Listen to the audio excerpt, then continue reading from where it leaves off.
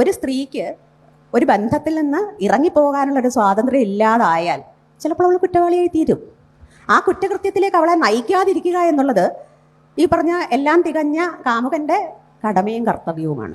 ആ കർത്തവ്യം ചെയ്യാതിരിക്കുമ്പോഴാണ് പ്രശ്നം. നിങ്ങളിൽ പല ആളുകളും വളരെ ഡീസൻ്റ് ആയിട്ട് എന്നോട് പെരുമാറിക്കഴിഞ്ഞാൽ ഞാനൊരു ക്രൈം ചെയ്യില്ല എന്ന് ഞാൻ നിങ്ങളോട് പറഞ്ഞു കഴിഞ്ഞാൽ നിങ്ങൾ അംഗീകരിക്കൂ. ബന്ധങ്ങളിൽ നിന്ന് വിട്ടുപോവേണ്ട സമയമാവുമ്പോൾ എസ്കേപ്പ് ചെയ്യാനായിട്ടുള്ള ഒരു മിനിമം ബോധമെങ്കിലും ഒരു റിലേഷൻഷിപ്പിൽ സ്ത്രീയും പുരുഷനും ആർജിക്കേണ്ടതുണ്ട്. സ്ത്രീകളാണെങ്കിൽ ട്രോമ ബോണ്ടിങ്ങിന്റെ അങ്ങേയറ്റത്തെ ആൾക്കാരാണ്. കഴിഞ്ഞ ദിവസം മർദ്ദിച്ച് അവശയാക്കി ഒരു സ്ത്രീയെ കൊന്നു. പക്ഷെ ഈ എന്നും അടി കൊടുക്കുന്ന സംശയരോഗിയായിട്ടുള്ള ചെറുപ്പക്കാരനെ വിട്ടുപോകാനായിട്ട് പറ്റുന്നുണ്ടായിരുന്നില്ല. ഇതേ കൈൻഡ് ഓഫ് സമീപനമാണ് ഗ്രീഷ്മ ഷാരോൺ കേസിൽ നമുക്ക് കാണാൻ സാധിക്കുന്നത്. ഇവിടെ ഒരുത്തൻ ആണായിരുന്നതുകൊണ്ട് തല്ലിക്കൊന്നു, അപ്പുറത്തൊരു പെണ്ണായിരുന്നതുകൊണ്ട് ഫിസിക്കലി അവനെ ഫൈറ്റ് ചെയ്ത് ഇടിച്ചു കൊല്ലാനായിട്ടുള്ള സെറ്റപ്പ് ഇല്ലാത്തതുകൊണ്ട് വിഷം കൊടുത്തു വന്നു. ഈ രണ്ടിടത്തും ജീവൻ നഷ്ടപ്പെട്ട ആളുകൾക്ക് ബന്ധത്തിൽ നിന്ന് പക്വതയോടെ പിന്മാറാനായിട്ടുള്ള സാഹചര്യം ഉണ്ടായിരുന്നു എന്നുണ്ടെങ്കിൽ അവരുടെ കുടുംബത്തിന് ആ നഷ്ടം സഹിക്കേണ്ടി വരില്ലായിരുന്നു.